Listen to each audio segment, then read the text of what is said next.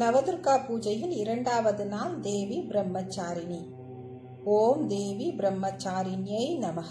மந்திரம்: ததாநாகரபத்மாப்யாம் அக்ஷமாலாகமண்டலு தேவி பிரசீதது மயி பிரம்மச்சாரிண்யனுத்தமா.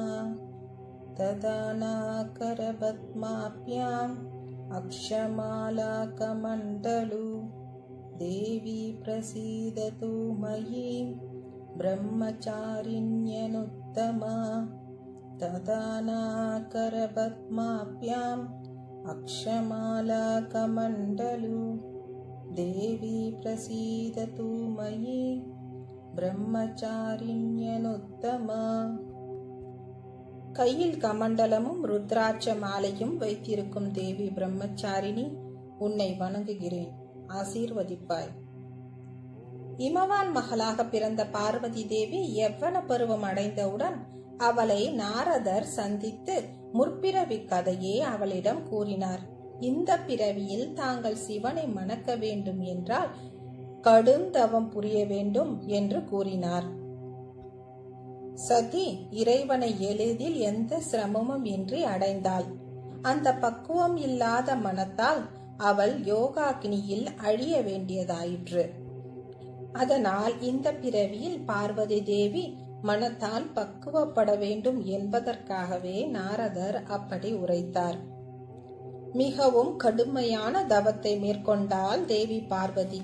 முதல் 1000 வருடங்கள் பூக்களையும் பழங்களையுமே உண்டாள்.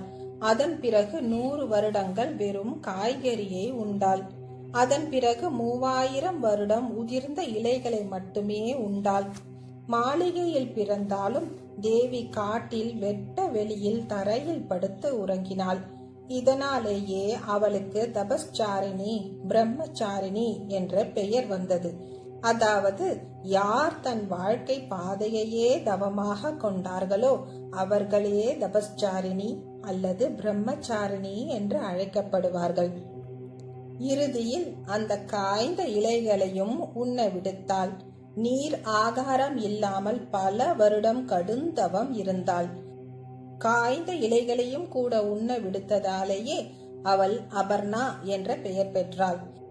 1000 ஆண்டுகளான தவத்தால் அவள் உடல் மெலிந்து பலகீனமாகி போனது. இதை கண்டு அவள் அன்னை மைனா தன் மகளின் கோலத்தை காண முடியாமல் ஓ மா என்று கதறினாள். அதனால் பார்வதி உமா என்று அறியப்பட்டாள். இவளின் கடுந்தவம் அண்டம் முழுவதும் அறியப்பட கடைசியில் பிரம்மா பார்வதியின் முன் தோன்றி, இது போன்ற தவத்தை யாருமே இதுவரை செய்ததில்லை.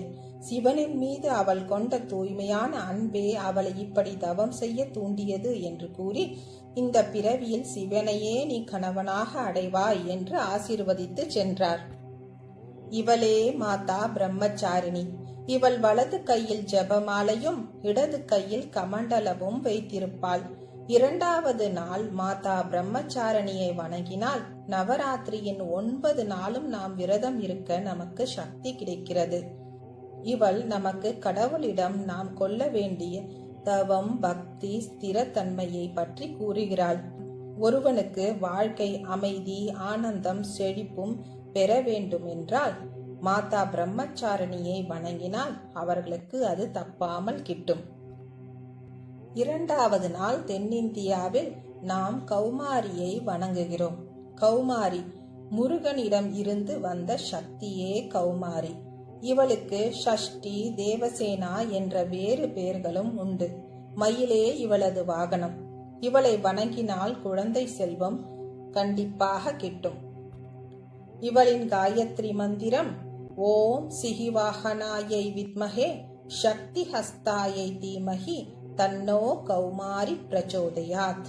ஓம் சிஹிவாகனாயை வித்மஹே சக்தி ஹஸ்தாயை தீமஹி தன்னோ கௌமாரி பிரச்சோதயாத். ஓம் சிஹிவாகனாயை வித்மஹே சக்தி ஹஸ்தாயை தீமஹி தன்னோ கௌமாரி பிரச்சோதயாத்.